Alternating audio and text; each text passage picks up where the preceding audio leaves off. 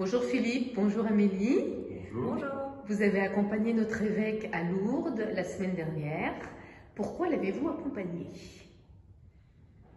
Alors pour ma part, l'environnement, ça fait partie un petit peu de ce que je suis, puisque j'ai fait ma formation dans ce domaine-là, c'est quelque chose qui m'intéresse depuis toujours, et j'ai été très touchée par Laudato Si. Donc à sa sortie, je l'ai lu et ça m'a un petit peu transformée. J'ai décidé de m'engager dans l'Église sur cette question-là.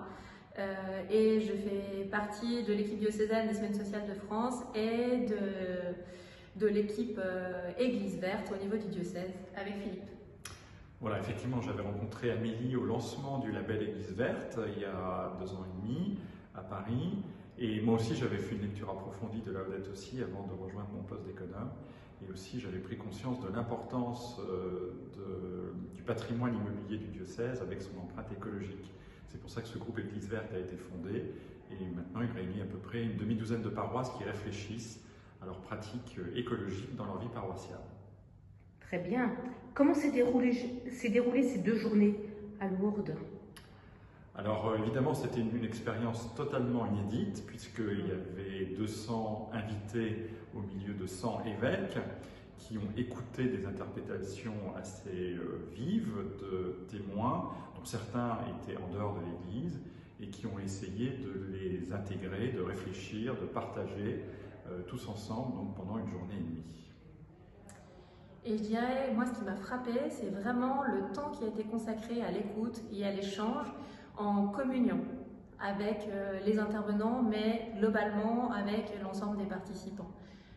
Une vraie écoute bienveillante où on prend le temps d'intérioriser, d'approfondir avant de chercher des solutions. Super. Avez-vous un fait marquant à nous relater, à nous partager?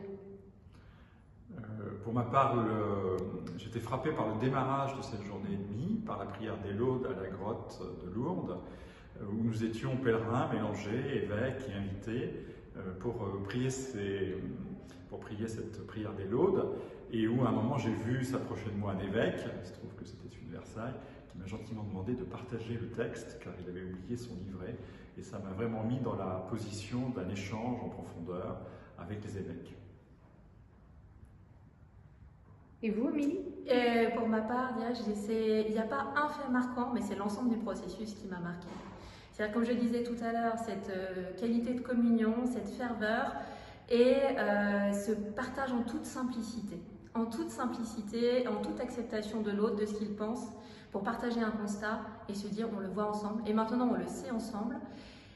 Et pour moi, il y a une phrase que j'ai retenue qui est moins de bien, plus de lien. Merci beaucoup. Merci Amélie, merci Philippe.